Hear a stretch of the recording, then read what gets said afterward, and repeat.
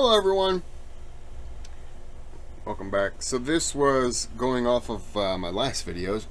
It was a request why the US will always be the global superpower. There's never an always in history of mankind.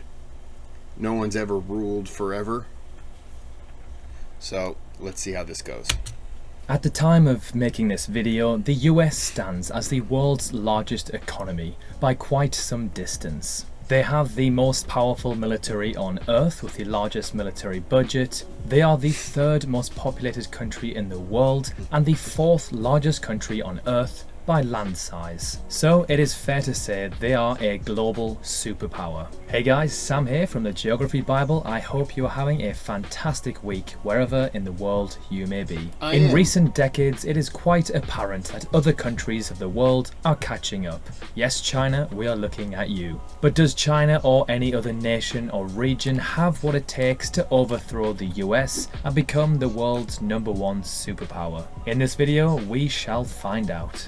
Let's be honest, there are only a handful of countries who could ever compete for the title of the world's most powerful country. To be a superpower, you need a large population, lots of land, wealth, natural resources, and military expenditure. There is an ongoing discussion that China is emerging as a new superpower and replacing the US from the global power structure. China emerging strongly from the growing global pandemic crisis due to the COVID-19 pandemic, and Donald Trump's ally alienating policies with NATO have pushed this narrative forward considerably. There is no doubt whatsoever that China is becoming the global powerhouse economically and is expected to surpass the US as the world's biggest economy by 2028. China is still behind, but on its way to surpassing the US in military power, with increased spending on weapons, technology, and developing several secretive weapons. So now let's jump into some reasons why the US will always be the global superpower. Firstly, the United States already has a huge lead by the most important measures of national power. China is the only country that comes remotely close, and America still has much more than China's wealth and 5 times its military capabilities. That gap alone would take decades to close, even if things go badly for the US. And as China grows and increases their military might, the US will be doing exactly the same thing. China's growth, if anything, will be motivation for the US to develop and invent new technologies to continue to grow their lead. Also, it is unlikely that things would go badly for the US because it has the best long-term economic growth prospects among the major powers. Economists have shown that long-run growth depends on a country's geography, demography, and political institutions. The United States has an edge in all of these categories. So unless something goes catastrophically wrong, like a supervolcano eruption at Yellowstone National Park, the US is safe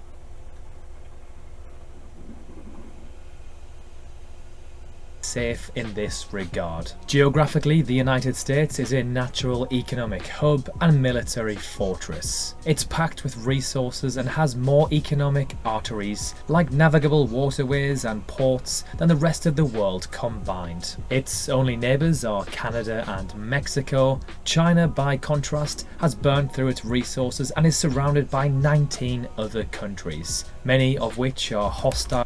Burned through their resources already? Or unstable, and 10 of which still claim parts of China's territory as their own. To put it lightly, the US benefits greatly from being rather isolated. Other superpowers like Russia, India, and China all border multiple countries, including each other. Of those, many are unpredictable and unstable. Demographically, America is the only nation that is simultaneously big, young, and highly educated. The US workforce is the third largest, second youngest, most educated in years of schooling, and most productive among the major powers. And It is the only major workforce that will grow throughout this century. China, on the other hand, will lose around 200 million workers over the next 30 years and add 300 million senior citizens. Chinese workers produce 6 times less wealth per hour than American workers on average. More than 2/3 of China's workers lack a high school education, and 1/3 of Chinese young people entering the workforce have an IQ below 90. Okay, so enough about China. What about Russia, the US's sworn enemy during the Cold War era? Russia threatens many US interests. It menaces US allies, props up US adversaries such as Iran and Syria,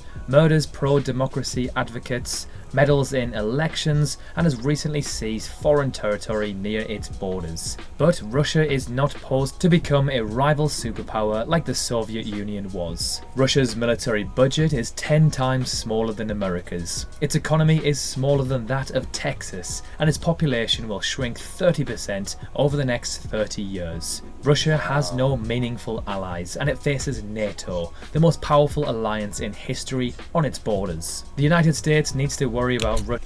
They have no meaningful allies? Wow. See, and that... Sorry, I'm making coffee. See, and I think that comes down to... If Putin was out of the picture, got elected out, we'll just do the nice thing. In the election, he's voted out. You get someone new in there who's not going to follow the same thing.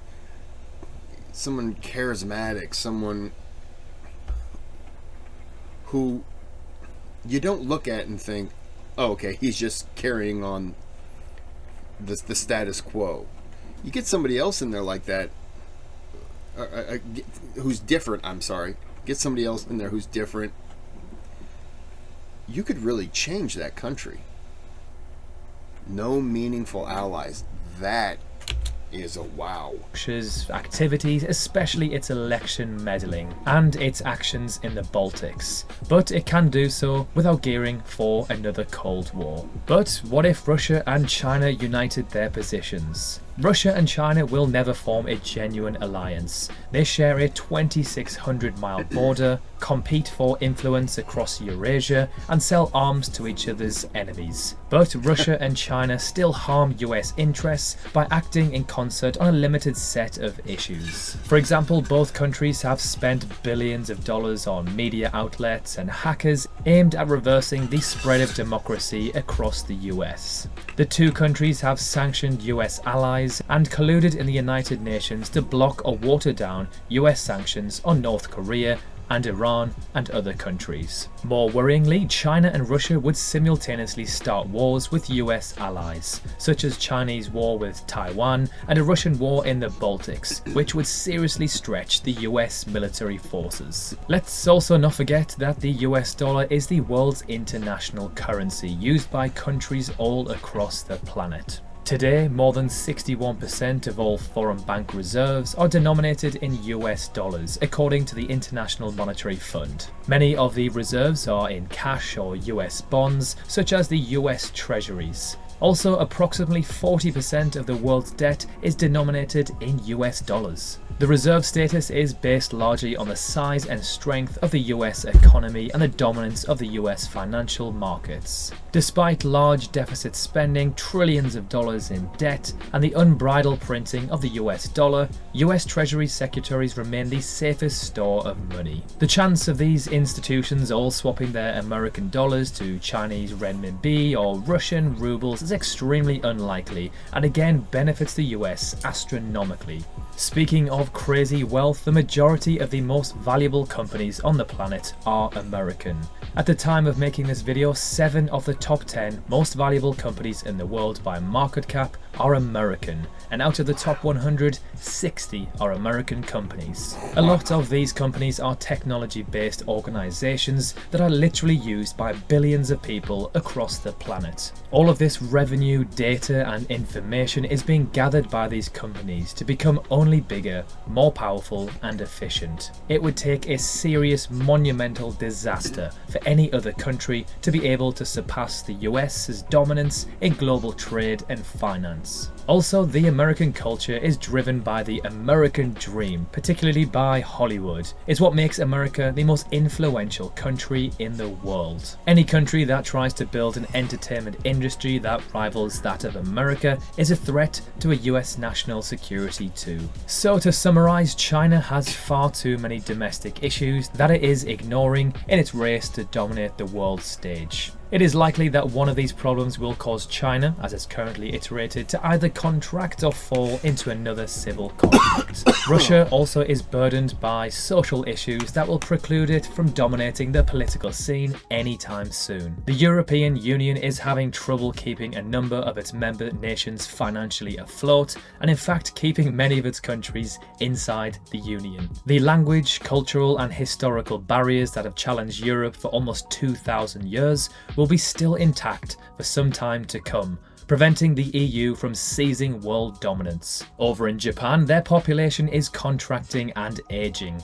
This will make it difficult for it ever to become more than a regional powerhouse militarily, while still remaining an economic powerhouse globally. The other two serious contenders for the most powerful country in the world, Indonesia and Brazil, are both geographically quite isolated, linguistically challenged, and have no significant history of military intervention or dominance. While they are both resource rich enough to become world powers, both have serious social issues that will also preclude them from successfully seeking a dominant position on the world stage. Media hype about the American collapse aside, no single country nor group can do what the US does individually, and most of them aren't foolish enough to even try to replicate this. In my opinion, the US will remain the dominant global power for many decades to come and beyond. So what are your thoughts? Will the US always be the global superpower? Will any other nation ever overtake them?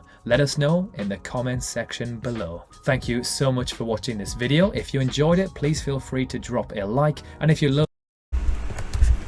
Sorry, the air's on, so I had to mute the mic. So I'm not going to talk too long because, you know, it's a little loud. But I did not expect... I didn't realize 60 of the top 100 most profitable companies. Wow. It's crazy. Wow. I almost want to rewatch this video just to see, because I know there were things where I was just like, wow, and then he moved on, and I'm pretty sure I missed things. It's very cool. Very interesting. Well, I'm going to go ahead and end this here. Try to block out that sound. I'm going to go ahead and end this here. Like and subscribe, and come back for more. But until you do, have a good day, have a good night.